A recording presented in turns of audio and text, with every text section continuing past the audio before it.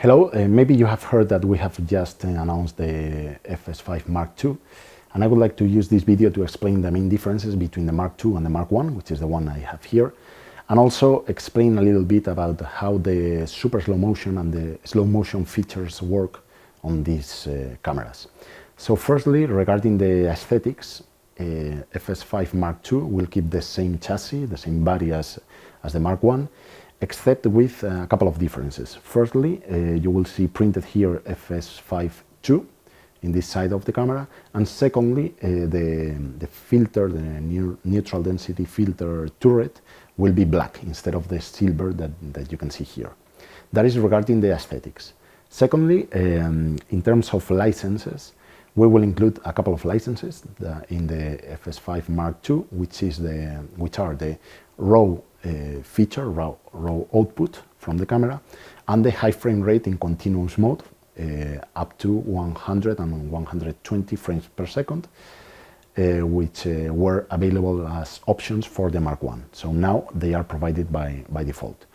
And the third difference is the default and the picture profile number one aesthetics that we will provide in FS5 Mark II, which provide a much more natural looking skin tones. This is something that we have inherited here from the knowledge we have acquired when developing the Venice camera. Obviously, they are significantly different cameras. Venice is much more for cinema, for commercials, for series, and this one is much more multi-purpose. But we have learned a lot about how to treat the skin tones on the Venice, and now we can incorporate that knowledge into a picture profile here. Also, we have more tones in the highlights, and the mid and low lights are much more contrasted. So it seems to work much better in post-production, and at the same time we are providing more natural looks on the skin tones. So probably you will like more those aesthetics that in this case with the Mark I you need to work a bit more on the picture profiles to get that tone, that aspect on the signal. And the second part of the video, as I was telling you, is to explain how the super slow motion feature works on the FS5. I won't distinguish between FS5 and FS2 except for the licenses that I have installed in this unit. The configuration I have here is a Canon FD lens on the top with an adapter, a very cheap adapter. And then in the rear side of the camera I have a samurai blade in order to register the menu scrolling that I will do to explain a part of the slow motion feature that I was commenting. So now I am recording with the samurai blade. You will see that I will lose the signal when I jump into the super slow motion mode.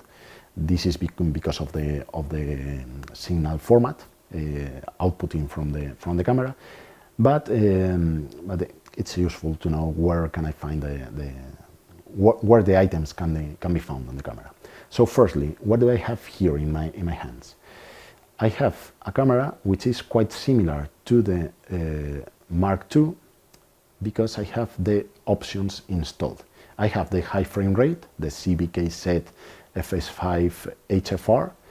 I have the RAW upgrade, also the CBKZ FS5 RAF, which is RAW interface, that provides me the chance to output RAW, not in video, but in data stream encoded from the SDI connector, and then I will need a device that is capable of understanding that signal and then registering that or recording that. And also maybe I have a monitor, so I'm talking about the Atomos and Convergent Design devices, which in Sony the equivalent would be the HXR IFR5, which is the interface that understands that raw data stream, and then the R5 recorder. But that solution from Sony is more or less the same price as the camera. So I used to recommend Atomos or Convergent Design mainly due to cost and because of the big flexibility that allow to record in other formats, for instance, I don't know, Cinema DNG or Apple ProRes in the same device as you can use as a monitor. So that is the license we can that is the feature, the raw output in data that we can get with the raw license. Also, it will provide me the chance to output 100 or 200, or in NTSC area 120 or 240 frames per second into raw output. But I will talk about that a bit later. And also the third option, which keeps as an option also for FS5 Mark II, is the MPEG HD option that I have here, which is the CVKZ SLMP, that allows this camera to be in a traditional broadcast environment with absolute integration into the workflow. So in case you are shooting in MPEG 2, this can be your camera also. So those are the licenses that makes this Mark I very close to a Mark II in this case. Also, one part of the menus that you need to take care about is the 60i or 50i selection mode. This doesn't mean that you are going to record in interlace mode at those frequencies. This is simply the way to tell which frequency the internal clock is generating. So, depending on that frequency, you will reach some other frequencies or frame rates. So let me explain about that. If I swap the camera into the 60i mode, the basis frequency is 60 Hertz. In that case, I can reach 120, 240, 480 and 960 frames per second. While in 50i mode, the base frequency is 50 Hertz, so I can reach 100, 200, 400 or 800 Hertz. So depending on that, you need to be careful on how to configure the camera to reach those frequencies. Also, you need to be careful because if I change at this moment into 60 Hertz mode, firstly, the camera will reboot, and when it starts the system again, it will say, sorry, I don't have any compatible card in the card slot, because it needs to be reformatted so that it can work in 60 Hertz mode. So that is why I used to recommend that you should have one card for the regular 25p or 50p takes, and if you are shooting super slow motion, you have a different card that you can directly insert, and you will have slow motion on one card and regular recording on the other card. So that's related to the camera configuration. And now let's see which menus do I have in the slow and quick motion, especially in order to explain what those licenses provide me. Because you will see that I have 4 menus here: slow and quick motion, which is the, let's say, unbuffered mode; super slow motion, which is the buffered super slow motion menu; then the 4K super slow and the 2K super slow. In the 4K super slow, that is for raw, and I can output the signal in 100 frames per second. If I try to change that configuration, I cannot select a different frame rate. While in 2K raw output, I can select either 100 or 200 frames per second. So that is why I tell that you already had a continuous mode in the camera if you output that signal via the raw interface. But if you want to record that continuous mode with a slow motion into the codec, you will need to go not to the super slow motion, despite it is 100 or 120 frames per second, but to the regular slow and quick motion, the unbuffered mode. And in that case, you will find this option to have high frame rate either in off or on. I will leave it in off, because that way you will see that the frame rates I can reach is maximum 50 frames per second, so the classical way of shooting slow motion. For instance, if you are shooting 25p, this would mean double times slow motion. And if you want to do the typical time lapse, you will find it here, 3 frames per second, for instance. So if anybody's asking, where can I find the option in this camera to do a time lapse, it is here in the regular slow and quick motion. But if you change this high frame rate into on, you will see that I can only choose 100 frames per second. I cannot change it right now, but it is a continuous mode, so I can shoot 100 frames per second over the 25p codec. So in that case, it's a 4 times slow motion in a continuous mode. I can record, I don't know, 40 seconds, half an hour, whatever quantity of time I want to shoot, which is quite different to the super slow motion mode, which is the buffered mode. In this buffered mode, I can reach from, in this case, since I am at 50 Hertz, I can reach 100, 200, 400 or 800 frames per second. But I used to tell that you shouldn't go upper than 200 frames per second in PAL area, or not upper than 240 frames per second. Why? Because in this case we are scanning the signal in full HD resolution. But if I go into 400 or 800, I am not registering a full HD resolution. I am just scanning 40% or 20% of the lines of a full HD signal, which means I will need to inflate that signal into full HD, or in other words, I will need to interpolate, so the signal will be, in terms of quality, much lower than if I record at 200 frames per second. And also, some doubt will reach your brain, which is, sorry, you have told that this sensor is 4K Super 35 sensor. Yes, it is. So what we are doing when we are shooting slow motion is scanning the whole area, but instead of the whole quantity of lines, we are just scanning, for instance, full HD instead of 4K. But if we go, as I was telling, upper than that, 400 or 800, I scan even less lines, and then I need to inflate the signal. So that is one of the things, of the little advices or situations that you need to take care of. The resolution you are shooting at, because it depends on the frame rate. Second one is that you will work with less light. For instance, I'm going to do something. You will see here a wall. I will go out of the menu and I will jump into the super slow motion mode. And maybe you have seen this. Let me move the camera. Yes, take a look here in this monitor. Maybe you are seeing that it is darker than in the regular mode, which is this one.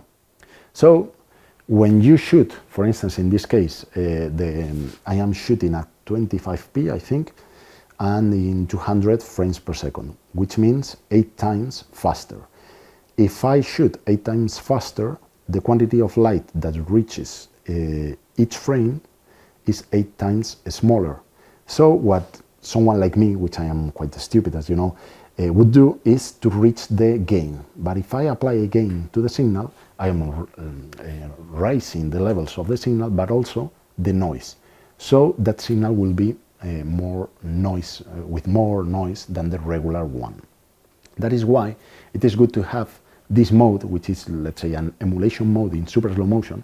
I am still not shooting slow motion.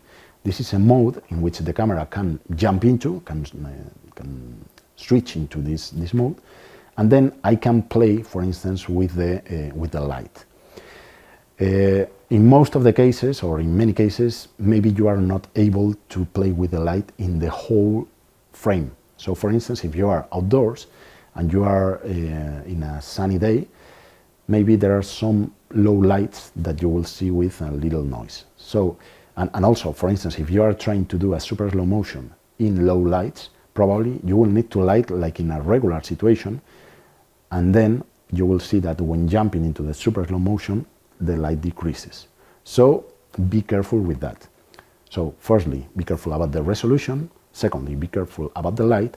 And thirdly, and in third term, be careful about the flickering. Because, for instance, if you are shooting 240 frames per second and you are lighting with tungsten light at 50 Hertz, then you will see the typical flickering light that can be found, and it is not even, how to say, synced to the signal. Maybe if that light was, let me change the situation. If you are shooting with 50 Hertz light in 200 frames per second, maybe you can do something in post-production, but if those lights are not multiple between themselves, it's quite more difficult.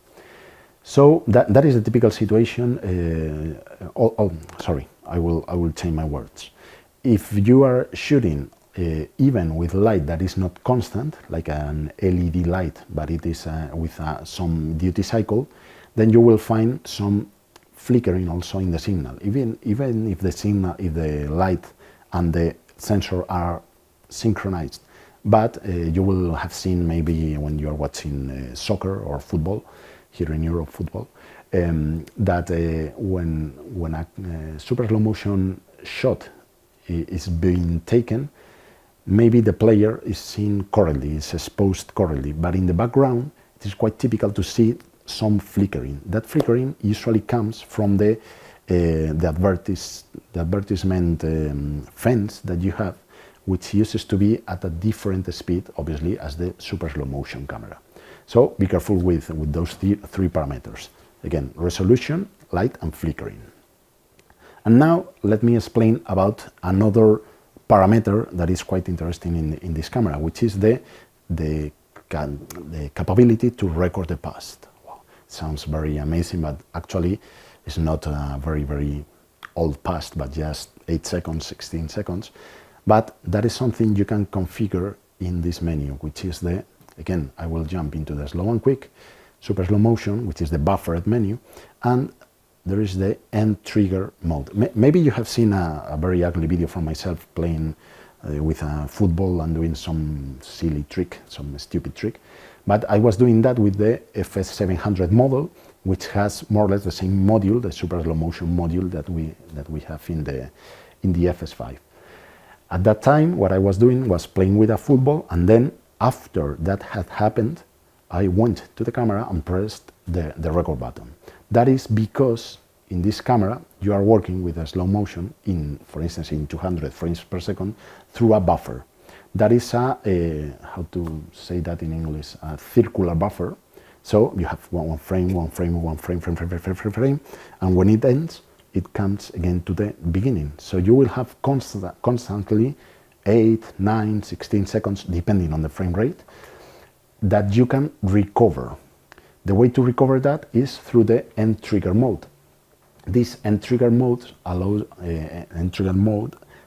me to select at which moment I can download that buffer, but that information started some seconds ago. And that is what I'm going to demonstrate, or try to demonstrate at this moment. I have a little, a billiard or a pool table here. So what I'm going to do is to record now, not in the Samurai Blade, obviously, but in the camera, in the codec, some little how I hit those balls. I have a little light, LED light, in order to compensate what I was telling, the light that I will have less. So when I jump into the super slow motion mode, you can see up here, well, maybe you don't see that it is preparing. Preparing actually is that it is filling that buffer. And after some seconds, right now, for instance, it has filled the 8 seconds. So at any moment, I can press the record button and then it will download that buffer into the codec. Now it is constantly recording over those, over that buffer, over those, maybe at 200 frames per second, it should be 9, 10 seconds. So what I'm going to do is to hit those balls, those pool balls, and you will see that I will reach my camera and hit the record button, and then at that moment I will record what has happened in the past, and it will start downloading into the codec. There will be a moment from which I am not interested in the rest of the clip, so I can cancel, but cancel keeps the prior download of the video, and from that moment on it doesn't discharge the buffer. So my clip, instead of being, for instance, instead of being 10 seconds at 8 times, will be at the end 80 seconds. Instead of that, I can trim that to 50 seconds, and that is what I'm going to do at this moment. So it is buffering at this moment. I will take a ball here, I'm hitting, I will pass in front of the camera and I hit the record button, and now you are watching the action in the camera. I was putting the ball, the red ball, in my frame. I'm going to hit at this moment, and the moment I pass in front of the camera, I will stop it in order to avoid the camera working during a time that I don't want it to be doing that. So I will stop now. And now I don't know if I will leave the clip now at this moment in the video through editing, or you will see that later after the explanation ends. But you will see that the quantity of time that I have downloaded is actually much more than the time it took to download that clip from the buffer to the codec. But it's obviously better to have it as fast as possible. So that is what I wanted you to know about the super slow motion feature in this camera, because obviously there are many things, as you have seen, to consider about the camera when shooting a slow-mo. And that regarding the slow-mo feature, and maybe you remember in the first part of the video I talked about the differences, the aesthetical differences, mainly the ND turret and the written words in the side of the camera, the licenses, and the picture profile in the FS5 Mark II as a difference to the Mark I. And finally, I simply wanted to invite you to take a look on the rest of the videos. You can drop me some comments, some lines, some recommendations, some correction, because maybe I was telling something that was wrong. But please let me recommend you to talk to your dealer as the first real dealer or reseller, as the first contact point, because in my case, as you can see in my channel, I don't have all the time I would like to have to respond to you.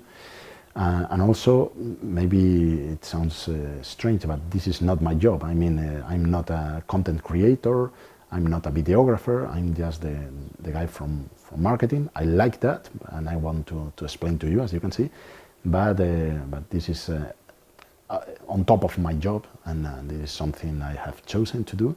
So please be patient with me if I cannot reply to you. And again, thank you for being here. Thank you for dropping some lines on my channel, and see you in next videos. Hope this one helped you, and see you around in an event, in a fair, a master class, or whatever. And glad to see you here. Thanks.